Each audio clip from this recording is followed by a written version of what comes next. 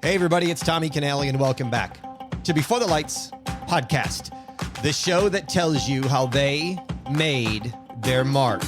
He's taught more than 20 different college courses that includes the History of Disneyland at Cal Baptist University, a best-selling author of the books Wisdom of Walt and Beyond the Wisdom of Walt, a keynote speaker who has served as a higher ed administrator, a university professor, and a dean of student services. He's a leadership success coach known simply as Dr. Disneyland. Please welcome to the show, Jeff Barnes. Jeff, welcome to Before the Lights. Thank you, Tommy. And I got to tell you, that was a phenomenal intro. So I appreciate that. Great job. Thank you so much. Let's start here. Tell me and my listeners, who were you as a child? Well, I was a geek. I was a nerd. I was the kid that had the Electoral College memorized at age 7, which sort of explains why I finished my higher education career teaching American history, American government, those sorts of classes. But in terms of what I think we're probably going to spend the most time talking about today, I loved toy trains. I loved puzzles. And, my mom had gone to Disneyland in 1960. She grew up in Virginia, and my dad had joined the Air Force. And so they were out in Reno, Nevada, where I happened to be born. But before they started having kids, they came out to Los Angeles and went to Disneyland. And she had picked up this puzzle that I had found of the park. And I would, put the puzzle together over and over and over again, and then set my train set up around it, having no idea that was sort of how the park is actually laid out, and that it would become foundational for who I am and what I do today. What was your original then career path? What did you want to do as a career? Was it this, what you're doing, or something else? Oh, gosh, absolutely not. It's one of those Steve Jobs talks about, you can only connect the dots looking backwards. Originally I wanted to be a disc jockey, if I'm 100% honest. So I guess I wanted to do something, with my voice. And then I got into ministry, which is really a form of helping people. Yes. And I still do that today. In fact, I make this joke all the time, that I started out teaching and speaking on one kingdom, and now I just teach and speak on the Magic Kingdom. Eventually, I got into higher education, which I really, really loved, not just from the teaching aspect, but from the leadership aspect, because I was never just faculty. I was always in administration with the opportunity to teach, and I really enjoyed that combination. And so I've worn a lot of different hats in my life. And somewhere along the way, I also knew that I wanted to write. And so eventually everything fell into place where I could take my, love of helping, speaking, writing, teaching, and it fell into this rather unique groove of, being Dr. Disneyland, teaching a college course on the history of Disneyland, and now writing and speaking full time. I've read both books. I'm in love with both books. They're phenomenal. Listeners, go to the show notes. I'm going to put links where you can get your hands on the Wisdom of Walt and Beyond the Wisdom of Walt. And to try and bring some of the listeners up that may not have know the history of what you've done or have read the books, let's start here. Tell them, how many times have you been to Disneyland? Oh, gosh. It's coming up on probably 900 at this point. Wow. Because, fortunately the parks have reopened since the pandemic, and, I keep going. I was there 3 times last week. I'll be flying to Walt Disney World a week from today. So, that meter just keeps on running and running and running. By far, you have to be the person who has visited Disneyland the most times ever. Well, no, there's actually a guy who went every single day for I don't know how many years. Wow.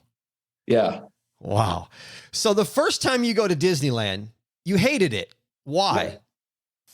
So I actually grew up in the Panhandle of Florida, and my first experience with the Disney park was Magic Kingdom at Walt Disney World, and loved that. I was only 10, thought it was just incredible.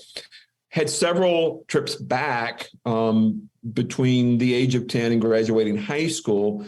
Did not get out to Disneyland until I was in graduate school up in the Bay Area, made it down to Los Angeles in August of 1988.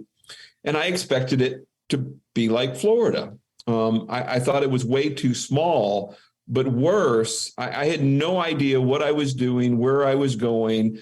And so I just sort of stumbled in on a Sunday morning in August, wanting to ride the newest, latest, greatest attraction, which happened to be Star Tours, and found out I was in the right place for the ride, i.e. Tomorrowland, wrong place for the line, which started back way on Main Street. And so I'm not a patient person. I've been told I've never lost my patience. Can't lose what you don't have, right? Right.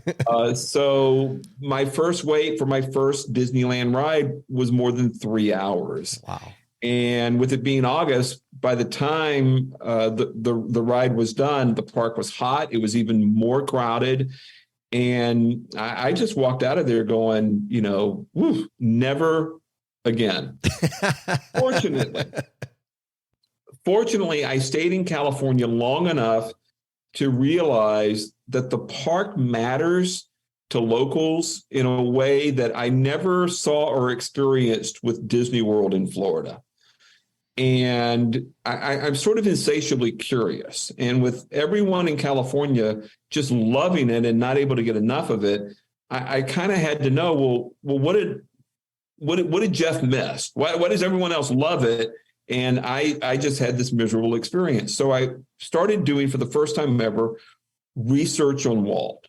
And that's when I discovered he wasn't, like all of us, born successful, difficult relationship with his father, impoverished childhood. And when he starts out, say with his first studio 100 years ago, 1923, it's bankrupt after only 18 months. And at the end of the day, Walt ends up having more failures than successes. And even at age 53, when he wanted to open his first Magic Kingdom out of an orange grove in Anaheim, California, nobody believed in it, to include his own wife and his own brother. And so I just fell in love with that story. And I fell in love with the way that he built the first amusement park for the purpose of telling stories. Before I want to go in, and I do want to go into that, but is there one thing, because you said something that resonated with me, is there one thing at Disneyland people miss that they should probably be seeing when they go? My encouragement is when you get onto Main Street, and you don't have to do this right away, because, if you get there early, that's the best. I get asked all the time, when's the best time to go? And the best time to go is 8 a.m. when the rope is dropping and no one else has gotten there yet. Don't worry about whether it's summer, fall, winter, spring. Go at 8 a.m. and you'll have the first couple of hours of the park to yourself. But at some point, make your way into the Main Street Opera House, which one is the very first building constructed for any Disney park anywhere in the world, because it was built to be the lumber mill, and it was out of there that the rest of Disneyland was constructed. Today, it is home to great moments with Mr. Lincoln. It was President Lincoln who said, "You live the life you think about." And so it is also in the Main Street Opera House that the bench Walt Disney was sitting on sometime in the 1940s when he took his daughters, Diane and Sharon, to Griffith Park. While they were riding a merry-go-round, he's sitting on that bench, and he begins to dream of a place where parents and children can have fun together.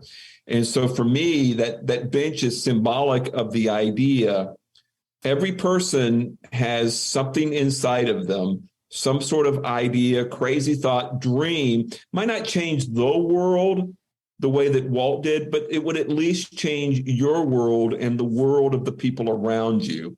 And you need to believe in it. You need to take action on it. You need to take risk on behalf of it.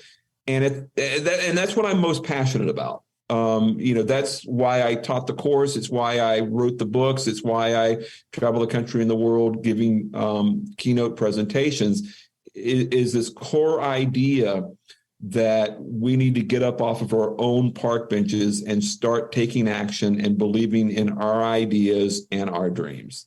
That simple park bench tells a story of $40, one suitcase, and a one-way ticket that started this entire revolution of Disney World and Disney's.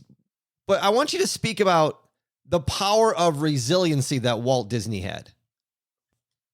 Yeah, people don't realize, again, not born successful, difficult relationship with his father, impoverished childhood, caught the Spanish flu back in 1918, 1919, nearly died from it, wanted desperately to get into the European theater of conflict at the end of World War I, was only able to be a Red Cross ambulance driver. And then when he gets home, starts his first animation studio, which lasts only 18 months. Rather than giving up, he boards that train in Kansas City, 100 years ago this summer, so powerful. Boards that train, $40 single suitcase, one-way ticket. And I'm always challenging folks, wherever you want to go, whatever you want to do, whatever idea, goal, or dream you might have, go all in, $40 single suitcase, one-way ticket. Comes to California, joins forces with his older brother, Roy, and together they start the second studio that today is the world's largest entertainment company. And of course, from there, we get Mickey Mouse. From there, we get Snow White and the Seven Dwarfs. From there, we get Disneyland, Walt Disney World, and all of the other parks that span the globe. But again, it's a story that's born out of failure. It's a story that's born out of resilience. Walt's wife, Lily, said, I've never seen Walt beaten at anything. Doesn't mean he didn't fail. Doesn't mean he didn't have difficulties and obstacles. He faced them over and over and over again. He simply kept pressing forward because he knew that his future was more compelling than the pain of his past. Mm-hmm. So he just kept moving forward. Is it true then that there was some pushback from his brother, Roy, but then Roy ends up buying the first ever ticket to get in Disneyland? Oh, gosh, yes. So first of all, I say this all the time, the difference between the first studio, which failed, and the second studio that, again, today is the world's largest entertainment company, the difference between the two studios is not Walt, it's Roy. So, Roy probably doesn't get enough credit. And if it had been up to Walt would have driven the second studio right off the financial cliff, just like he did the first one. Having said that, Roy was cautious. He didn't understand why they needed to do full-length animated feature films when they were having so much success in the middle of the Great Depression with the Mickey Mouse short cartoons. And he certainly didn't know why they needed a quote-unquote damn amusement park. And at one point, the studio and the stockholders threatened to sue Walt over Disneyland. They were that convinced that the park was going to be a failure, bankrupt, shuttered, and forgotten in 6 months or less. But at the end of the day, Walt was incredibly persuasive. And he was able to bring Roy around, Lily around, the studio around, eventually the entire world around. And so on Monday morning, July 18th, and I know we celebrate July 17th as Disneyland's birthday. Walt didn't care about that day. That was for the press, media, celebrities, and VIPs. Plus, it was a complete disaster anyway. Yeah.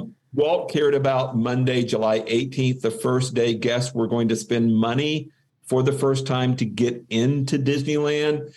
And the first person to purchase the very first ticket, which only cost $1 back in 1955, that first person was Walt's older brother, Roy, which was a symbolic show of support saying, hey, you were right, and we're going to make this.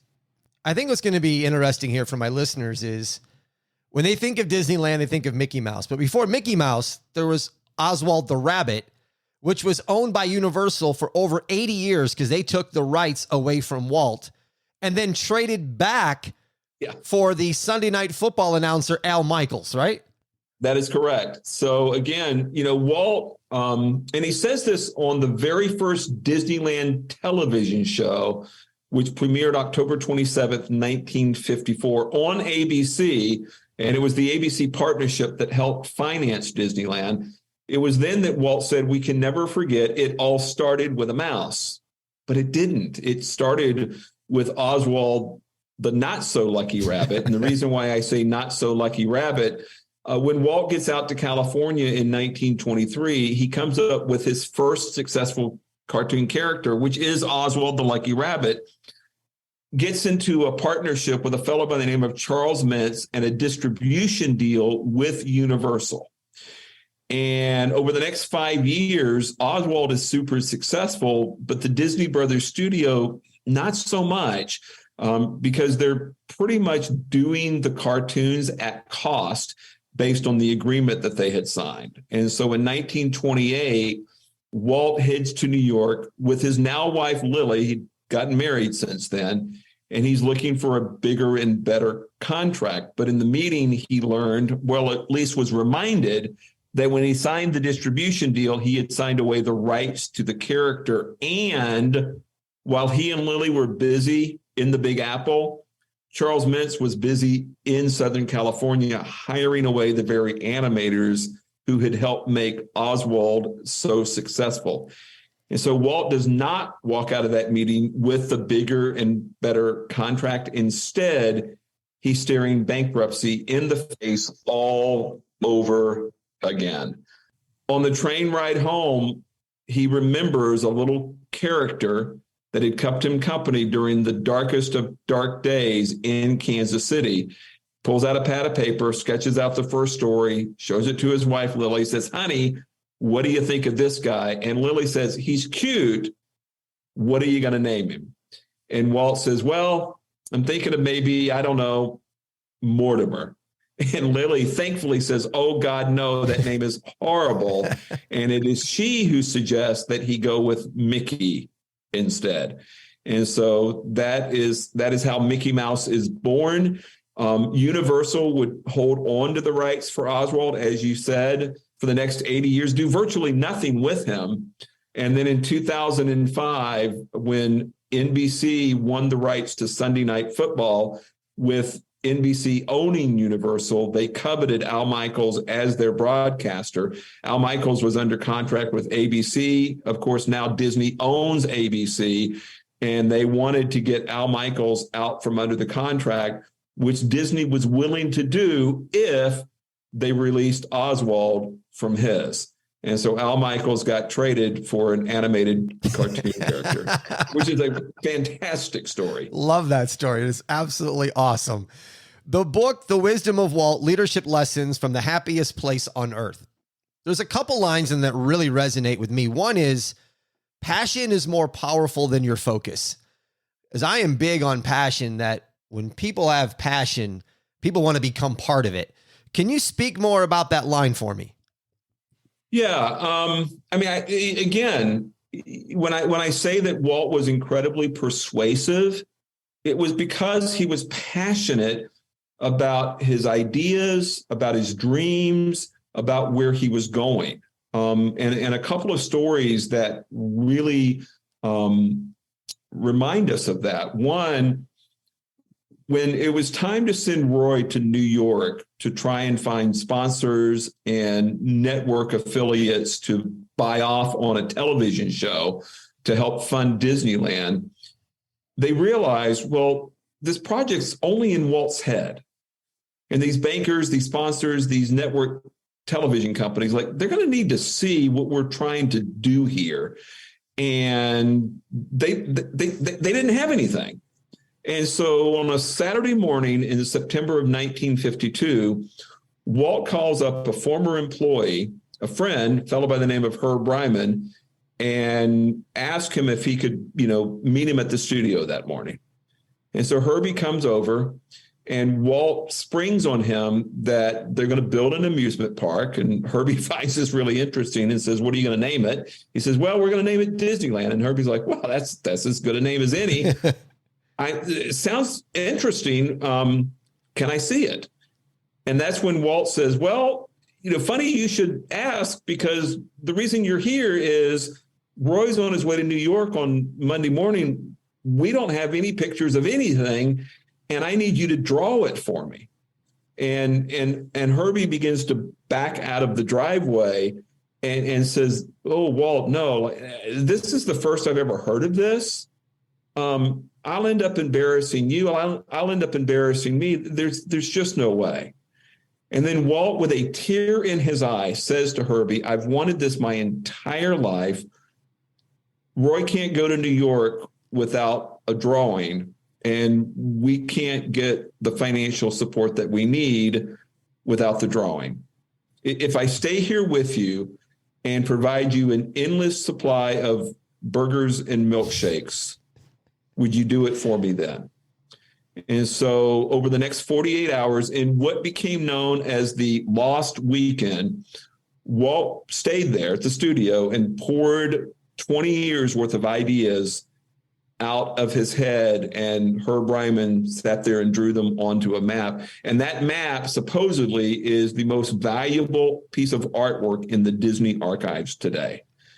And again, it was his passion that made him so persuasive. And he turned around and did it again.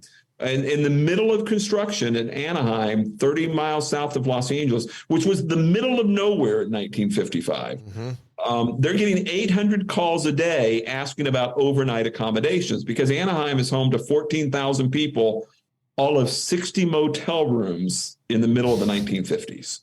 And there's nowhere for anybody to stay when folks ask about overnight accommodations. And so Walt contacts Hilton, Marriott, Sheraton, all the major hotels, and they don't want anything to do with it because, like everyone else, they believe that the park's going to be bankrupt, shuttered, and forgotten in 6 months or less. And so he calls up his friend, a fellow by the name of Jack Rather, who was a Texas oilman, television producer. Have you ever seen Lassie or The Lone Ranger? That was from Jack Rather. But also he was just getting into the hospitality/hotel business. And so he calls Jack out to the property, shows him around, and then tells him he needs him to build a hotel for him. And Jack looks at the, orange trees and the walnut trees and the bulldozers and the piles of dirt. And he was like, I don't know, Walt, we're out here in the middle of nowhere. You're going to build an amusement park. I don't think so. And so what does Walt do? He gets down on his knee, tear in his eye. I've wanted this my entire life. I can't make it if I don't have a hotel. I tell you what I'll do. I'll give you the use of my name, which he never did. I'll give you the use of my name for 99 years. You can have the first Disney hotel. And so Rather agreed, and the Disneyland Hotel opened in October, a few months after the park opened in July of 1955. And what's amazing about that is, if you were to go to Walt Disney World today, where there's 25 to 30 different Disney hotels, and if you made the commitment of, hey, I want to spend a different night in a different room, would take you more than 70 years before you ran out of rooms. Wow. And Walt had to get on his knee, beg and cry to have someone else build him the very first hotel. Jeff, what's the best leadership lesson Disneyland has taught you? I think my favorite one is titles, position, power, authority, org charts don't matter. You know that you're a leader if and only if and when you have followers. And so a couple of examples for that. First of all, when you walk into the park, the very first cast member, every cast member that you meet, their name badge is only going to have their first name and where they're from. Now, as part of the 100th anniversary, they don't even say where they're from this year. It just happens to put that cast member's favorite character. But it's just first name. It's not last name. It's not position title, any of that. Because again, Walt didn't care for organizational charts or, what your rank, title, power, or authority might be. And probably my favorite story is he was on Main Street one morning eating breakfast at, I think, the Carnation Cafe. And a new cast member was serving him breakfast. And naturally, she was nervous. It was Walt Disney. And so as she took his order and served him his breakfast, she kept referring to him as Mr. Disney this and Mr. Disney that. And finally, Walt stopped her and said, "Young lady, here at Disneyland, there are only two Misters, Mr. Toad and Mr. Lincoln. You can call me Walt." Mm. So if you have to use your title, your power, your authority, your position in the org chart to get your team to follow you, then you haven't given them a compelling vision and you haven't sold them that vision via your passion. Make a difference with Free as a T. Did you know 1 in 5 Americans will experience a mental health challenge every year? Free as a T is giving the gift of good. For every t-shirt purchased, $5 will be donated to the Mental Health Coalition to support mental health resources for the millions of people who need them. Plus, for every purchase, 1 shirt is donated to someone in need.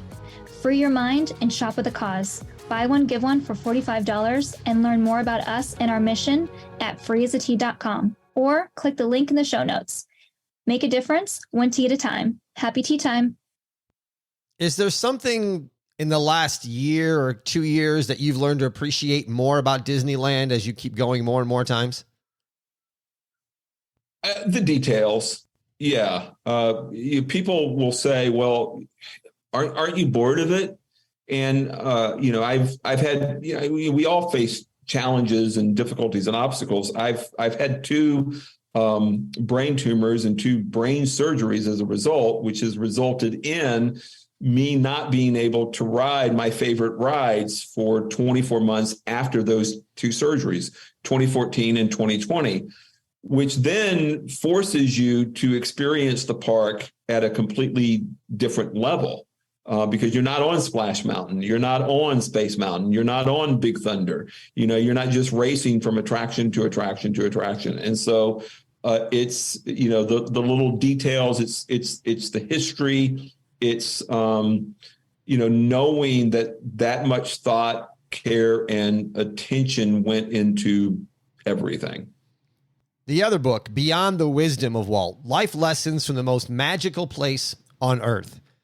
One of the best lines that I love in this book is, you will never find time unless you become intentional about making the time. You just mentioned about your overcoming brain tumors and brain surgeries. I'm a cancer survivor, and time is a very important thing to me because to me, it's the greatest gift you can give somebody is your time. Correct. Was Walt feeling the same way as that, or was time something different to him? Walt was a workaholic. Roy said, "I've never seen my brother not working." Mm. And at the same time, Disneyland came about because of quote unquote Daddy's Day. So he would set aside every Saturday afternoon to spend time with his girls, Diane and Sharon. And so while they're at Griffith Park and they're riding the merry-go-round, he's sitting on the bench. That's when he comes up with the idea for Disneyland. And I tell people in 2023, it sort of frightens me. What would that look like today? Because while the girls are on the merry-go-round, we'd be on our what? Phones. Exactly. So not only do we need to find our park bench, we need to find the time to disengage, be with our thoughts, be with our ideas, be with our dreams. Otherwise, we're just constantly distracted. Mm-hmm. But then secondly, Walt died too young. I do think death forces us to have a sense of intentionality and urgency about who we are and what we're doing. And yet at the same time, Walt never, Walt bought the land in Florida, 27,440 acres. He dreamed of what was going to happen in Florida, but he died 6 months before they ever even broke ground for Walt Disney World. And Walt Disney World was supposed to be all about Epcot. He hated sequels. He didn't want to repeat himself. Again, this is about time. He didn't want to go backwards and do anything that he had already done before. He wanted to just keep moving forward. And so Walt Disney World was about an experimental prototype community of tomorrow, a real city that was going to be domed. People were going to work there. They were going to play there. They were going to live there. And unfortunately, Walt died before any of that happened. And they were always going to do Magic Kingdom first as a revenue generator and then use those funds to, fuel Epcot.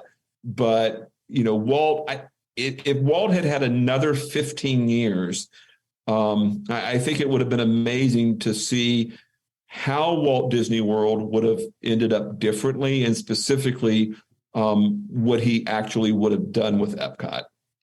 How does Disneyland, Disney World, any of those theme parks teach people to let their imagination just live? I mean, I think you have to go there and allow yourself to be a kid again. Agree. Right? Yes. And Walt, it was interesting. Walt made it very clear he didn't build the park for kids. Yes, it's a place where children can have a great amount of fun. And while they were doing construction, at one point, someone complained that Sleeping Beauty Castle was too small.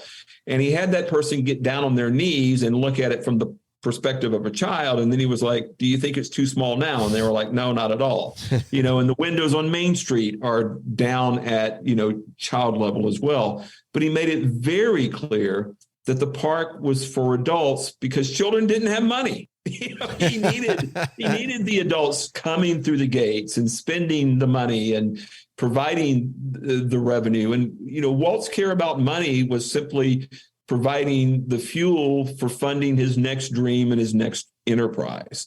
But having said that, when we get in touch with our creative side, when we get in touch with our childlike nature, we go back to when we were carefree. We go back to when we had goals and we had dreams and we weren't burdened by the so-called realities of life. And not just the realities, but I think also the responsibilities. And yes, there's a level of realism that we all have to deal with. And yet at the same time, it was Walt who said it's kind of fun to do the impossible. So, go to the park, be a kid, let some things go, and imagine what it would be like to do the impossible, just like you did when you were a kid. I think for me, the one thing that Walt Disney has challenged me is to think bigger and to keep dreaming. Yeah. And I think those are lessons we can get specifically from the parks. Originally he was going to build the park that he dreamed of on the park bench on 8 acres next to the studio in Burbank. He had it all drawn up. He called it Mickey Mouse Park, took it to the city council in Burbank, and they turned him down. They were like, no, we don't want a carnival atmosphere in our town. But Walt knew that no simply meant next option. And so instead of building on 8 acres in Burbank, he built on 160 acres of orange grove in Anaheim. Well, by 1959, Walt's bored with Disneyland. He's ready to move on to the next latest, greatest. Mm-hmm. And so 160 acres in Anaheim becomes 27,440 acres in Florida. So again, never stop dreaming, expand your expectations, see how far and how big you can go. In 2014, you started the accredited class, History of Disneyland at Cal Baptist University. Did students think it was versus what it really is? Well, I think they thought, and some people still do, they thought it was going to be this easy elective course where we go to an amusement park, ride roller coasters, and they come home with an easy A. And instead, it was a class on risk-taking and obstacles, adversity, resiliency. And it was an incredibly cross-disciplinary course. And what I mean by that is, while students got U.S. history credit for the course, I mean, we touch on art, we touch on entertainment, we touch on business, we touch on engineering, we touch on theater. There's so many different disciplines involved, through the lectures, through the research papers, through the guest lecturers who come in, and of course, the field trips that we take. And I've had multiple students and faculty. I've had faculty sit in on the class and take the class themselves and say, best class I've ever taken. Outstanding. Love to hear that. Here's some trivia that I think our listeners are going to be really surprised by. Doritos was invented at the old Casa de Fritos, which later became Rancho del Zocala. Can you tell my listeners how Doritos was invented at Disneyland? Yeah. So, Walt barely had the money to build the park. Original budget, $3.5 to $4 million. By the time he opened the gates, it spent well over $17 million. The shops, the restaurants, the hotel, which we've already talked about, were all leased out. And so the original Mexican restaurant in Frontierland was leased by the Frito-Lay company, Casa de Fritos. And a cast member noticed that every night they would have these excess tortillas and they would just end up dumping them into the garbage. And he suggested, well, why don't we cut them up, deep fry them, put some seasoning on them, and try to sell them the next day? And so they did just that. And over time, that snack became the most popular snack in the park, so much so that by 1966, Frito-Lay decided to take its popular Disneyland snack nationwide, becoming America's first national tortilla chip, which we know today of as Doritos. And I encourage the listeners, you can look this up online. The original Disneyland sign on Harbor Boulevard matches identically with the original branding of Doritos on the first bag. It's a great piece of history and trivia that I have grabbed onto and I use. Yeah. Another fun fact, I don't want to get ahead of you. I love music. The Eagles is one of my all-time favorite bands. The first time the original four Eagles ever played together was at Disneyland. I didn't know that. That's great. That is fantastic too. And also there's another one, the petrified tree stump. Was that a gift from Walt to his wife and she said, no, we got to leave it at the park? Yeah. So in 1956, they were celebrating their 31st wedding anniversary, driving back from a cross-country trip. I think, but I've never been able to confirm this. I think they were driving back from a trip they had taken to Marceline, where Walt grew up from ages 4 to 9. And Walt stopped at a roadside souvenir stand and saw this 70 million year tree stump and fell in love with it and had to come up with some idea for, how he could reasonably purchase it. Well, they had been in Marceline for the 4th of July. The 13th of July is their wedding anniversary. And so he purchased it for Lily under the guise of it being his wedding anniversary gift. Well, when he presents it to her, she is just horrified and says something to the effect of, it's just a shame this isn't going to fit on the mantle over the fireplace.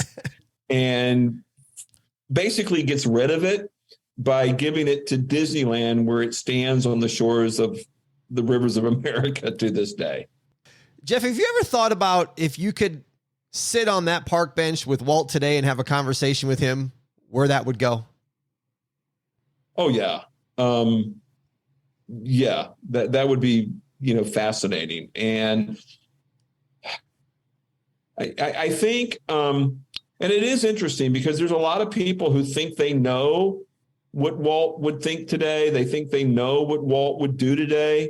I've had the honor and privilege of interviewing and doing events with Disney legends, Disney Imagineers who personally worked with Walt. They will tell you to a person, they never knew on any given day what Walt Disney was going to do next.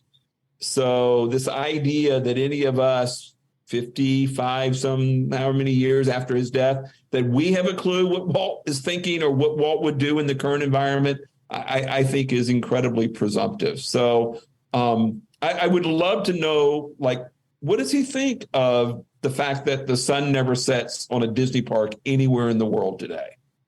Mm-hmm. Right. Especially considering that when he was building the park, he didn't have a friend in the world. Everybody was out. Nobody believed in it.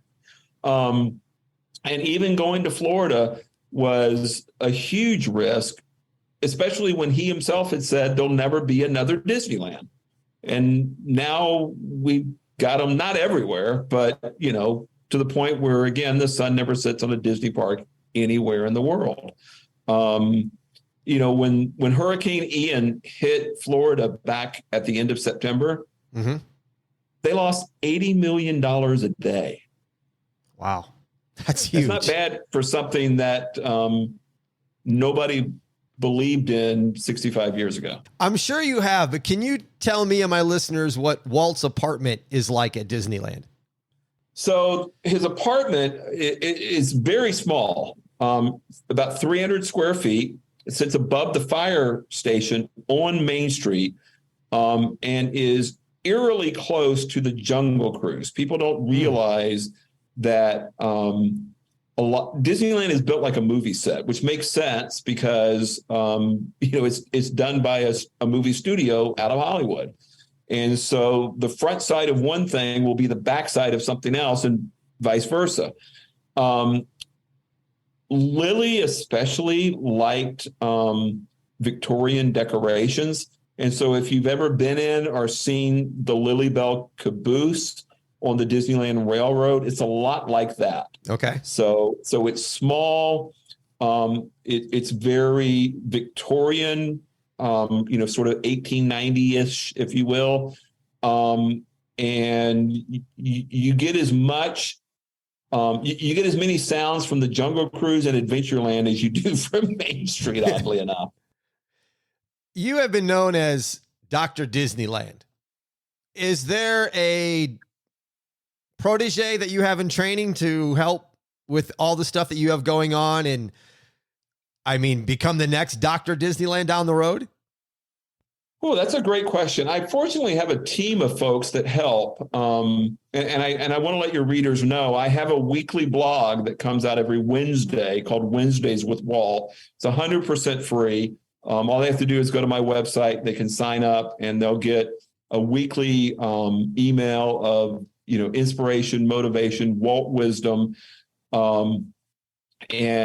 Fortunately for me, I just have to be the creative writer. I say that, there's times when I don't envy having to do that. But I don't have to worry about the tech end of, how do you get this published? How do you, put it out on social media? That sort of stuff. I give tours. So if any of your listeners are interested in a tour, they can also contact me via my website. And I have, people who help me with tours. But I've had people ask me, how do you get a job like the one that you have? And the answer is you create it. Mm-hmm. You go make it happen. Just like Walt did. Yeah. Just like Walt did. And that sounds really simple, but it's not easy. Listeners, go to the show notes. I'm going to put links where you can get to Jeff's website, the blog, his books, and the tours. I'll put that all in the show notes as well. I have a thing that I like to say which is the Main Street impression, because Main Street was created with a purpose and forced perspective to leave a lasting impression and have people have a Main Street magical day. What I say, it's like treat people like you're on vacation and leave that impression that you've just left Disneyland or left Main Street. I'd like to know what your thoughts are just on when you hear the word Main Street at Disneyland and what all that entails means to you? Well, again, Walt most wanted to be remembered as a storyteller. He didn't want to be remembered for Mickey Mouse. He didn't want to be remembered for Snow White. He didn't want to be remembered for Disney. He wanted to be remembered as a storyteller. And when he's building the park for the purpose of telling stories. He knew the importance of, again, the introduction and the conclusion or the lasting impression, which is why he insisted on the single entrance in and the single exit out, which, by the way, every other amusement park operator in the 1950s, their number one reason for why Walt was going to fail was Main Street. That's not how you build amusement parks. You don't have a single entrance in, you don't have a single exit out, and he's got this cover charge of $1 to get in, 10 to 35 cents for all the other attractions, none of which are on Main Street. You've got to go deeper into the park in order to spend the 10, the 20, the 25 cents. He's spending all of this money on Main Street that generates virtually no revenue. But again, that for Walt, that was the significance of the story. That was the importance of the introduction, the importance of the lasting impression. And in terms of a leadership lesson, he gives us a reason to follow him down Main Street by putting a medieval castle at the very end. Mm-hmm. And it's the strangest thing, right? Because Main Street is a turn of the century street. It's America between the gas lamp and the electric age. It's America between the horse and the automobile. And at the end of that street is a medieval castle. It makes no sense. We can't get down there fast enough. That's right. And so I challenge leaders all the time, give your team, give your followers a reason, a compelling reason to go where you want them to go. And you got to do something out of the box. You got to do something a little crazy. You got to do something that, gets people attention. Otherwise, why would they care? There's no passion there. Main Street is amazing. And I think the other key part here is the only good memories Walt had from his childhood were from Marceline, where he lived on a farm ages 4 to 9. Broke his heart when the farm failed. They sold it and moved to Kansas City. When he builds Disneyland, he builds Main Street as a replica of his memories from Marceline. In other words, he's vulnerable, leans into that wound, and gives the entire world the best version of Main Street that America has ever seen. Jeff, thanks so much for coming on the show. What I hope we have done here is have our listeners now look at Disneyland in an entire new perspective. Next time they go, take some time and look at some things that we mentioned and learn to appreciate what Disneyland is really about and not just the rides. It's not a ride. It's got great rides, great attractions.